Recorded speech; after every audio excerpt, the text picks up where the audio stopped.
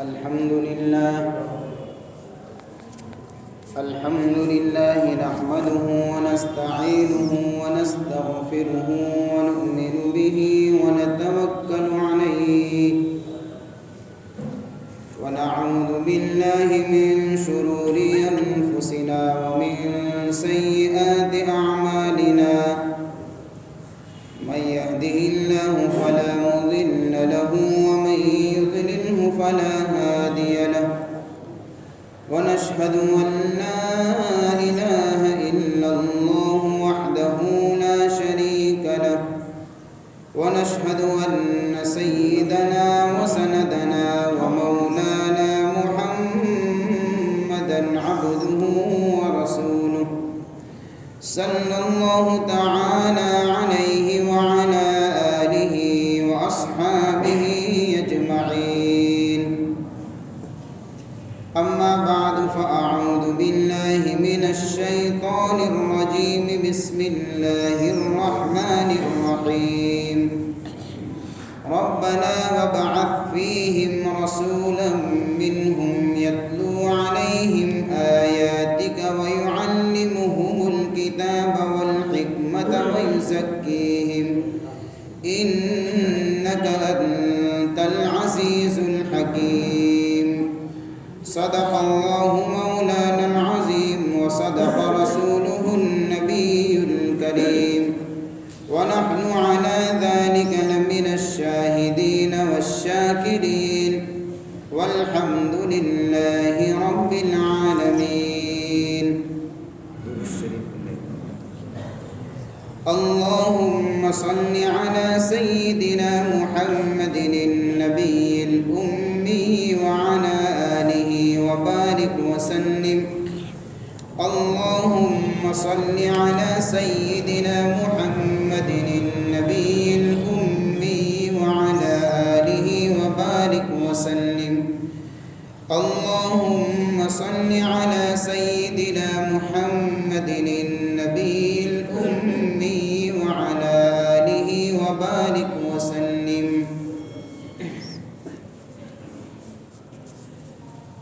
قابل قدر محترم دوستوں بزرگوں، آج کا عنوان ہے درس سیرت قسط نمبر 5 حصہ 5۔ اس کے اندر میں آپ کے سامنے حضور پاک صلی اللہ علیہ وسلم کی ولادت اور آپ کی ولادت باسعادت کے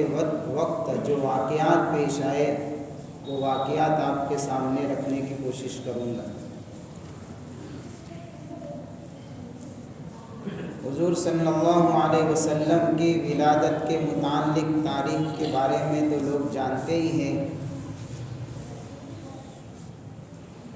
سیرت نگار علماء کرام نے لکھا ہے کہ لوگوں کے اندر جو سب سے زیادہ مشہور تاریخ حضور کی ولادت باسعادت کے متعلق ہے وہ 12 ربیع الاول ہے، اور لوگ عام طور پر 12 ربیع الاول کو اچھی طریقے سے یاد بھی رکھتے ہیں، لیکن محدثین اور مورخین کے نزدیک اس سے زیادہ مضبوط قول یہ ہے کہ حضور پاک صلی اللہ علیہ وسلم کی ولادت 8 ربیع الاول کو ہے۔ تاریخ کے اندر اختلاف ہے، مہینے کے اندر سب لوگ متفق ہیں، مہینہ ربیع الاول کا تھا، دن پیر کا دن تھا، لیکن تاریخ کے اندر اختلاف ہے، کسی نے 8 ربیع الاول کہا اور کسی نے 12 ربیع الاول کہا۔ ان میں سے زیادہ محدثین کے نزدیک جو مضبوط قول ہے وہ 8 ربیع الاول کا ہے، اگرچہ مشہور 12 ربیع الاول بھی ہو چکی ہے تاریخ۔ جس سال ابرہہ کے لشکر والا جو واقعہ میں نے اس سے پہلے اگلی مجلس میں آپ کے سامنے مختصر انداز میں رکھا تھا، اسی واقعے کے بعد 50 یا 55 دن کے بعد حضور پاک صلی اللہ علیہ وسلم کی ولادت ہوئی۔ اس وقت سن عیسوی چل رہی تھی سن 571 عیسوی، یعنی حضرت عیسیٰ علیہ السلام کے گزرا ہوا جو زمانہ تھا وہ 571 سال ہو چکے تھے۔ اس کو ہی سن عیسوی بولتے ہیں۔ اور عام الفیل والا واقعہ یعنی ہاتھی والا جو واقعہ پیش آیا، اس واقعے کے 50 یا 55 دن کے بعد افق مکہ کے اوپر آفتاب نبوت کو اللہ نے طلوع فرمایا۔ اور اس وقت بڑے عجیب و غریب حیرت انگیز واقعات سامنے آئے ہیں۔ حضرت ابن عباس رضی اللہ تعالیٰ عنہ فرماتے ہیں کہ حضرت آمینہ بنت وہب یعنی آپ صلی اللہ علیہ وسلم کی والدہ یہ بات بیان فرماتی ہے کہ جب حضور پاک صلی اللہ علیہ وسلم میرے پیٹ سے جدا ہوئے یعنی ولادت ہوئی، اس وقت آپ کے ساتھ میں ایک نور بھی ظاہر ہوا، اور اس نور کی روشنی مشرق اور مغرب کے اندر پھیل گئی، یعنی سارا کا سارا پورا ماحول منور نظر آیا۔ حضور پاک صلی اللہ علیہ وسلم کی جب ولادت ہوئی،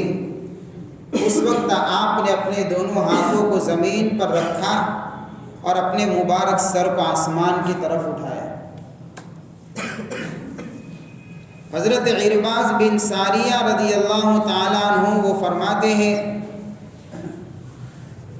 کہ جب حضور پاک صلی اللہ علیہ وسلم کی ولادت ہوئی تو اس وقت آپ کے ساتھ میں ایسا نور نکلا، اور وہ نور مشرق اور مغرب میں اس طریقے سے پھیلا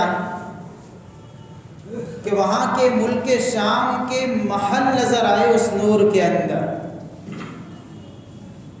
یعنی ایسی روشنی پھیلی۔ رہ رہے ہیں مکہ میں، لوگ ہیں مکہ کے اندر، لیکن حضور کی نورانیت اور آپ کی پیدائش کی برکت یہ ہے کہ یہاں سے روشنی پھیلتی ہے، ملک شام کے محلات ابھی سے نظر آ رہے ہیں۔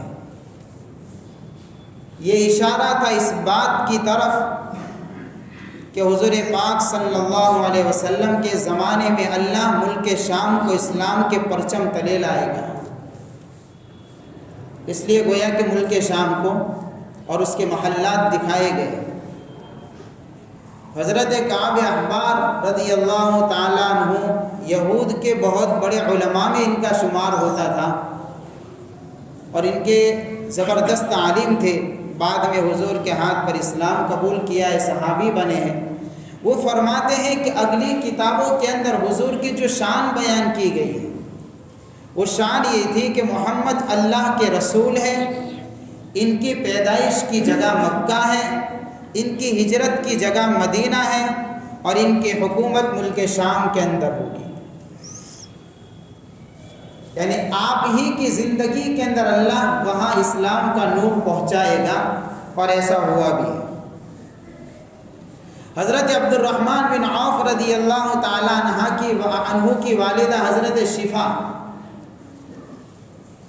وہ فرماتی ہے کہ جب حضور پاک صلی اللہ علیہ وسلم کی ولادت ہوئی، اس وقت میں آمینہ کے پاس موجود تھی۔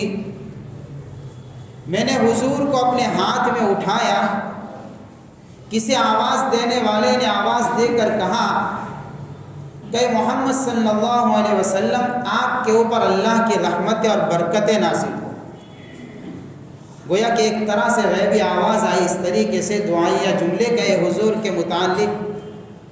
حضرت شفا فرماتی ہے اس کے بعد میں نے حضور کو لٹایا، اور اچانک سے اندھیرا طاری ہو گیا اور حضور ہمارے سامنے سے غائب ہو گئے۔ کسی نے کہا کہ اس کو کہاں لے کر جا رہے ہیں؟ تو آواز دینے والے نے کہا کہ اس کو مشرق اور مغرب کا چکر لگائیں۔ حضرت شفا فرماتی ہے کہ یہ جب واقعہ میں نے آنکھوں سے دیکھا تو ایسی عظمت میرے دل میں بیٹھ گئی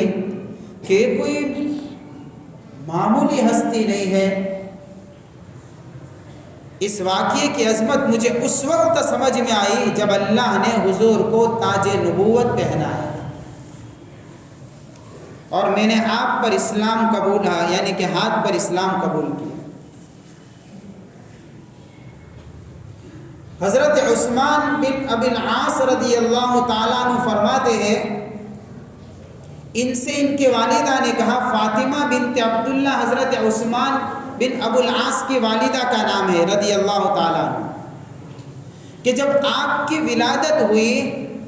تو آپ کی ولادت کے وقت ایک نور ظاہر ہوا، اور عجیب و غریب میں نے منظر دیکھا کہ آسمان کے ستارے اتنے جھک کر قریب آ گئے کہ مجھے ایسا لگا کہ ستارے ابھی ٹوٹ کر گریں گے۔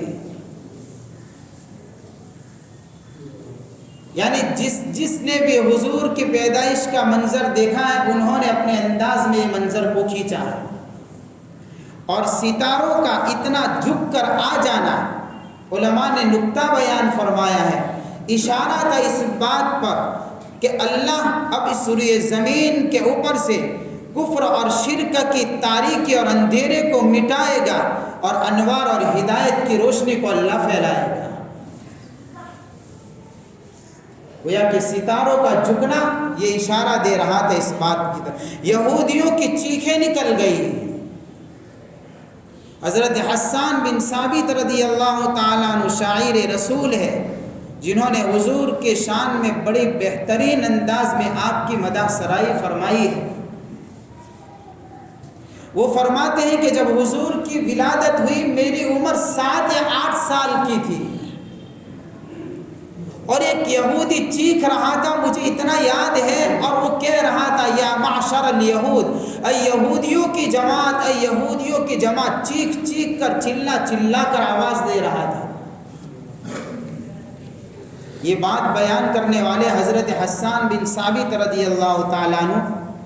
جس وقت یہودی چیخ رہا تھا، یعنی آپ کی ولادت ہوئی ہے، اس وقت حضرت حسان کی عمر 7 یا 8 سال ہے۔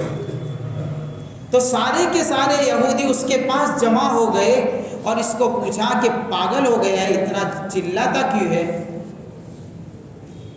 تو اس نے کہا کہ جس ستارے کا انتظار تھا اس ستارے کو اللہ نے آج طلوع فرما دیا ہے۔ یعنی جو آخری نبی تشریف لانے والے تھے وہ آج رات ان کی پیدائش ہو چکی ہے۔ حضرت عائشہ رضی اللہ تعالیٰ عنہ فرماتی ہے کہ ایک یہودی تجارت کے غرض سے مکہ آیا ہوا تھا، تو اس نے قریش کے کچھ لوگوں سے یا وہاں کے کچھ لوگوں سے پوچھا کہ بھئی آج رات کسی لڑکے کی پیدائش ہوئی ہے؟ تو انہوں نے کہا کہ ہم کو معلوم نہیں ہے۔ تو اس یہودی نے کہا کہ تحقیق کرو، آج رات اس امت کا نبی پیدا ہوا ہے۔ تو اور اس نے کہا کہ اس کے دونوں مونڈوں کے درمیان یعنی دونوں شانوں کے درمیان میں یہاں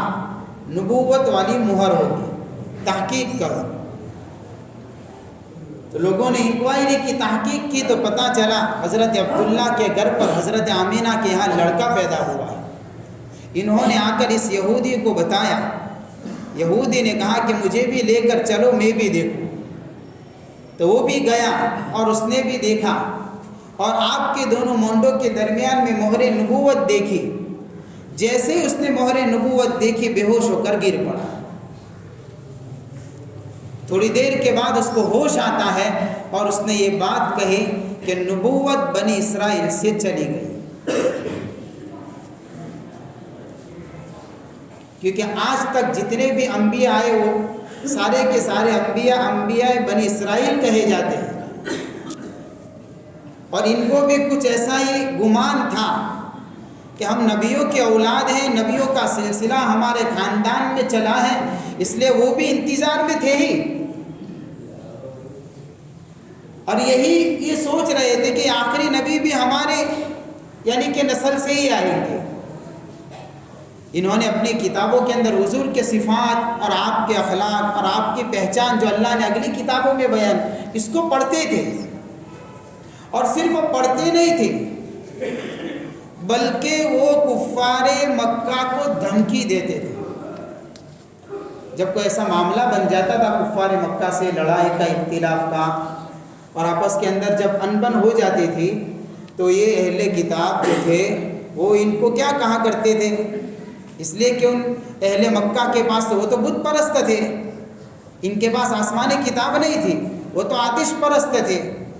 وہ تو آگ کی پوجا کرنے والے کچھ لوگ تھے، کچھ ستاروں کی پوجا کرنے والے تھے، کچھ بتوں کی پوجا کرنے والے تھے، ان کے پاس تو آسمانی کتاب نہیں تھی۔ اہل کتاب تو اس لیے اہل کتاب کہے جاتے کہ ان کے پاس تورات تھی، انجیل تھی، اس کے اندر حضور کے متعلق جو اللہ نے بیان فرمایا تھا اور جو یعنی کہ پوری نشانیاں بتائی تھی، یہ سب پڑھا کرتے تھے۔ تو جب ان سے کفار مکہ کے درمیان میں جب کوئی ایسا معاملہ بن جاتا تھا تو یہودی ان کو کہتے تھے اور یہ اہل کتاب ان کو کہتے تھے کہ بھئی آخری نبی آنے والے ہیں، جب وہ آئیں گے تو ہم ان پر ایمان بھی لائیں گے اور ایمان لانے کے بعد ان سے مل کر تمہارا مقابلہ کریں گے تو ان کی برکت سے اللہ ہم کو تم پر فتح عطا فرمائے گا۔ یہ کہاں کرتے تھے، لیکن قرآن نے کیا کہا؟ فَلَمَّا جَاءَهُم مَّا عَرَفُوا كَفَرُوا بِهِ فَلَعْنَةُ اللَّهِ عَلَى الْكَافِرِينَ۔ انتظار تو بڑا تھا، لیکن جب یہ پتا چلا کہ آخری نبی آ گئے لیکن ان کے نسل سے نہیں آئے تو انکار کر بیٹھے، ایمان لانے کے بجائے اس نبی سے اختلاف کر بیٹھے اور دلوں کے اندر حسد کی آگ بھڑک گئی ان کے دلوں میں۔ حسدا من عند انفسہم، قرآن کہتا ہے اندر برابر جلنے لگے وہ۔ اللہ فرما دے واللہ یختص برحمتہ من یشاء، یہ نبوت والا معاملہ، یہ اللہ کی مہربانی کا معاملہ ہے۔ اللہ جس نسل میں چاہے نبی کو پیدا کر دے، اللہ کا فیصلہ تھا آخری نبی اسماعیل کے اولاد میں آئیں گے، اللہ نے اس میں بھیجا۔ تو جب اس نے یہ سارا منظر دیکھا تو وہ بے ہوش ہو کر گر پڑا اور پھر اس نے یہ بات کہی تھی کہ نبوت بنی اسرائیل سے چلی گئی۔ جس رات حضور پاک صلی اللہ علیہ وسلم کی ولادت باسعادت ہوئی ہے، یہ تو آپ کی ولادت کے وقت جو واقعات، جو روشنی اور جو حالات بنے یہاں تو بنے، اتنا ہی نہیں، ایران کا بادشاہ جس کا لقب کسرا اور اس کا نام نوشیروا بتایا جاتا ہے، اور اس زمانے میں سپر پاور طاقت شمار ہوتی تھی، دو سپر پاور طاقتیں تھیں، ایک روم کا بادشاہ جس کو قیصر کہا جاتا ہے، یہ بھی اس کا لقب، اور ایک ایران کا بادشاہ جس کو کسرا کہا جاتا ہے، یہ بھی اس کا کسرا کا یعنی کہ وہ ایران کے بادشاہ کا لقب ہے۔ یہ دونوں سپر پاور طاقتیں تھیں اس زمانے کی۔ تو جس رات حضور پاک صلی اللہ علیہ وسلم کی ولادت باسعادت ہوئی، اس رات اس بادشاہ کے محل میں، کسرا کے محل میں زلزلہ آیا اور 14 کنگرے گنبد نما بنے ہوئے تھے محل پر، سب گر پڑے، ٹوٹ گئے۔ ایک تو یہ واقعہ بھی پیش آیا، ایک دوسرا یہ واقعہ بھی پیش آیا اس رات کہ آگ کی پوجا کرنے والے جو لوگ تھے، جنہوں نے آگ کو ایک لمبے زمانے سے تقریباً 1000 سال سے آگ جل رہی تھی، آگ ایک دم سے بجھ گئی۔ تیسرا واقعہ یہ بھی پیش آیا کہ ساوا، ایک جھیل بہت بڑے یعنی کہ تالاب کی شکل میں، دریائے ساوا کا پانی ایک دم سے خشک ہو گیا، اور ایک واقعہ یہ بھی پیش آیا کہ ان کا جو مذہبی رہنما تھا جس کو موبزان کہا جاتا ہے، اس نے خواب دیکھا اور خواب کے اندر اس نے دیکھا کہ سخت عربی گھوڑے اور اونٹوں والے دریائے دجلہ کو پار کر کے آئے اور کئی ممالک کے اندر یہ لوگ پھیل گئے۔ اب یہ سارا یعنی ہو رہا ہے۔ تو جب کسرا کے محل میں زلزلہ آیا تو وہ گھبرا گیا۔ صبح میں اس نے اراکین سلطنت کو جمع کیا کہ کیا ہوا ہے، یہ آخر معاملہ کیا ہے۔ تو جب اس نے اراکین سلطنت کو جمع کیا اس کے اوپر ڈسکس کرنے کے لیے، اس کے کچھ ہوش اڑے ہوئے تھے کہ کثیر رقم اور مال و دولت کو لگا کر اس محل کو اس نے تعمیر کروایا، اور پھر بادشاہ کا محل تھا، کوئی لوکل آدمی کا تو محل نہیں تھا۔ اب ظاہر سی بات ہے شاہی محل شاہانہ انداز میں بنا ہوگا، اس کا مٹیریل بھی ایسا ہوگا، اس کی تعمیر بھی مضبوط ہوگی، اور ایک دم سے زلزلہ آئے اور اس طریقے سے 14 کنگرے گر جاوے، یہ ہے کیا؟ تو اس نے اس بات کے اوپر ڈسکس کرنے کے لیے اراکین سلطنت کو جمع کیا۔ سارے لوگ جمع ہو گئے تو کسی نے آ کر بتایا کہ اتنا ہی نہیں ہوا، آتش پرستوں کی وہ آگ جو جلائی ہوئی تھی 1000 سال سے مسلسل جل رہی تھی، وہ آگ بھی بجھ گئی ہے۔ اور زیادہ پریشان ہو گئے کہ تو عجیب معاملہ ہے، میرے محل میں ایسا آتش پرستوں کی آگ بجھ گئی۔ کسی نے کہا کہ اتنا ہی نہیں، بحیرہ ساوا کا پانی بھی خشک ہو گیا، ایک قطرہ پانی نہیں ہے اس میں۔ اور پھر ایک خواب دیکھنے والا بھی آیا، اس نے کہا کہ بادشاہ سلامت، اتنا ہی نہیں، آج رات میں نے ایک خواب بھی دیکھا ہے۔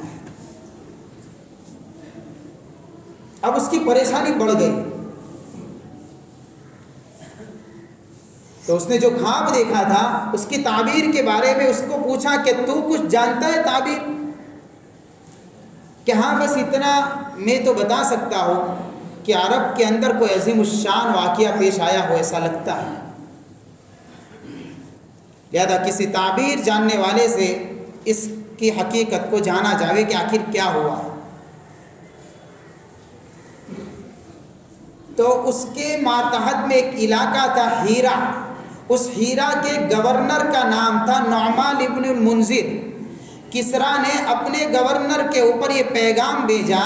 کہ بھئی کوئی تیرے ٹچ میں کوئی بہت بڑا عالم ہو اور جس نے دنیا دیکھی ہو، تجربات ہو اور جو جانکار ہو، ایسے کوئی عالم کو یا ایسے کوئی جاننے والے کو میرے دربار میں بھیج، یہ سارے واقعات پیش آئے ہیں، اس کی حقیقت تک پہنچنا ہے، آخر معاملہ کیا ہوا ہے۔ تو نعمان ابن المنذر نے جو اس کا یعنی کہ وہ گورنر تھا، ایک آدمی کو بھیجا جس کا نام عبد المسیح تھا، جس کی عمر 150 سال تھی۔ اس کو روانہ کیا بادشاہ کے پاس۔ جب یہ بادشاہ کے پاس عبد المسیح پہنچتا ہے تو بادشاہ نے اس کو کہا کہ بھئی میں جو پوچھوں اس کے بارے میں تو بتا سکتا ہے یعنی کہ؟ تو اس نے کہا کہ کہیے، اگر یعنی کہ مجھے پتہ چل گیا تو میں بتا دوں گا، ورنہ کسی اور سے رابطہ کریں گے۔ تو بادشاہ نے سارے واقعات پر اس کا خواب بھی ذکر کیا کہ ہے کیا۔ تو عبد المسیح جس کو عمر 150 سال تھی، اس نے تو کہہ دیا کہ بھئی اس سلسلے میں صحیح حقیقت تو میرا ایک ماموں ہے، شہر جابیہ ملک شام کے اندر ہے، اس کو پوچھو تو یہ میرا ماموں بتا سکتا ہے کہ آخر ہوا کیا ہے۔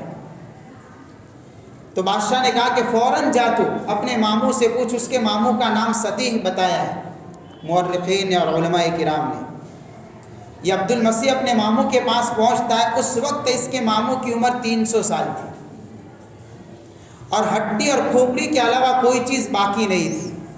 جب یہ قریب پہنچا ہے، موت کے قریب ہو چکا تھا، وہ 300 سال قبر کے قریب پہنچ چکا تھا، اس کے اندر بیٹھنے کی طاقت اور سکت نہیں تھی، لیکن ایک حالت میں وہ بیٹھ سکتا تھا۔ جب اس کو جھنجھوڑا جاتا تھا تو وہ غصے میں آ جاتا تھا، اس کا ماموں جب غصے میں آ جاتا تھا تو اس کا جسم پھولتا تھا، جب جسم پھولتا تھا تو کچھ دیر کے لیے بیٹھنا چاہے تو بیٹھ سکتا تھا۔ لہذا اس کو جب کوئی بات پوچھنی ہوتی تھی تو پہلے اس کو جھنجھوڑا جاتا تھا تاکہ غصے میں آ کر کچھ ہوش میں آئے۔ تو یہ جو اس کا بھانجا عبد المسیح تھا، یہ اپنے ماموں کے پاس جا کر کچھ اشعار پڑھتا ہے اور اس طریقے سے یعنی کہ اس کو ذرا ہوش آئے، اس طریقے سے یعنی کہ اس کو جھنجھوڑتا ہے تو اس کو ہوش میں آیا۔ تو اس نے کہا کہ تجھے بادشاہ یعنی کہ ملک فارس کے بادشاہ نے تجھے میرے پاس بھیجا ہے، اس لیے بھیجا ہے، تو بہت دیر سے آیا ہے، میں تو مرنے کے قریب ہو چکا ہوں، تجھے تو اس لیے بھیجا ہے تاکہ تو اس بات کا علم حاصل کرے کہ آخر یہ بادشاہ کے محل میں زلزلہ آیا، اس کی حقیقت کیا ہے، اور آتش کدہ کیوں بوجھ گیا، یہ کیا معاملہ ہے، بحیرہ ساوا خشک ہو گیا، یہ کیا ماجرا ہے، موبزان نے جو خواب دیکھا ہے اس کی تعبیر کیا ہے، تو سن میں تجھے بتاتا ہوں۔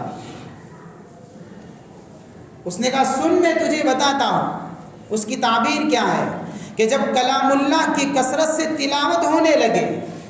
اور نبی آخر الزماں اپنے نبوت کا اعلان فرما لے گئے، تو اس وقت سمجھ جانا یہ ملک تیرا ملک نہیں رہے گا۔ یہ 14 کنگرے جو گر چکے ہیں، اس سے اس بات کی طرف اشارہ کیا ہے کہ کسریٰ کے صرف 14 بادشاہ اس پر حکومت کر سکیں گے، اس کے بعد اس بادشاہت کے ٹکڑے ٹکڑے ہو جائیں گے۔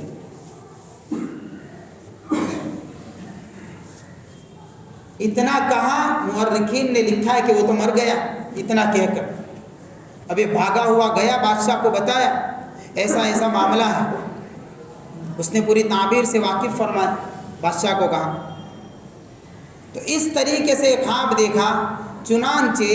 جو 14 کنگرے جو گرے تھے، جو گنبد محل کے ٹوٹے تھے، اس سے اس بات کی طرف اشارہ کیا گیا کہ اب اس خاندان کے اندر صرف 14 لوگ ہی حکومت کر سکیں گے، اس کے بعد کسریٰ کی سلطنت کے ٹکڑے ٹکڑے ہو جائیں گے، یعنی سپر پاور طاقت اب ختم ہو جائے گی۔ اور ایسا ہوا بھی ہے۔ حضور پاک صلی اللہ علیہ وسلم نے جب بادشاہوں کے نام دعوت نامے بھیجے ہیں تو اس میں کسریٰ کے نام بھی اسلام کی دعوت دے کر ایک خط بھیجا تھا۔ اس خط کو لے جانے والے حضرت عبداللہ بن حذافہ رضی اللہ تعالیٰ عنہ تھے۔ جب یہ خط لے کر اس کے پاس پہنچے ہیں تو اپنے طاقت کے نشے میں بڑا چور تھا، وہ مست تھا، یعنی کہ جب حضور کو نبوت ملی اس کے بعد کی بات کر رہا، فوراً اسی وقت نہیں، یہ تو حضور کی پیدائش پر یہ سارے واقعات پیش آئے، لیکن کس طریقے سے اس کا ملک ٹوٹا ہے مختصر انداز میں۔ تو اپنے طاقت کے نشے میں چور تھا، جب اس نے حضور کا والا نامہ دیکھا، یعنی آپ کا پیغام جب دیکھا تو اس کو غرور آ گیا، تکبر آ گیا کہ میری ماتحتی میں سپر پاور طاقت کا مالک، اور یہ کون آدمی ہے جو میری ماتحتی میں لکھ کر رہ کر اس طریقے سے مجھے دعوت دینے کے اوپر آ چکا ہے۔ اس نے یہ کہہ کر حضور کے والے نامے کے ساتھ میں گستاخی کی تھی اور اس خط کو پھاڑا تھا اس نے، اور یہ بات حضور کو پہنچی۔ اللہ کے نبی صلی اللہ علیہ وسلم نے اس وقت پھر دعا فرمائی تھی کہ اللہ اس کی سلطنت کے اسی طریقے سے ٹکڑے فرمائے جس طریقے سے اس نے اس پیغام کے ٹکڑے کیے۔ یا تو 14 بادشاہ، اللہ کا یہ خدا کا ایک نظام تھا۔ جب اس نے یہ بات سنی تھی کہ 14 لوگ حکومت کر سکیں گے تو یہ سوچ رہا تھا کہ 14 ابھی تو بہت لمبا زمانہ ہے، لیکن اللہ نے اس کو اس طریقے سے پورا کیا کہ 4 سال کے اندر 10 بادشاہ گزر چکے،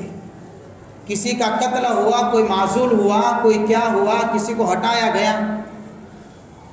اور حضرت عثمان غنی رضی اللہ تعالیٰ عنہ کے زمانے تک اس طاقت کا اور اس سپر پاور کا نام و نشان اللہ نے مٹا کے رکھ دیا۔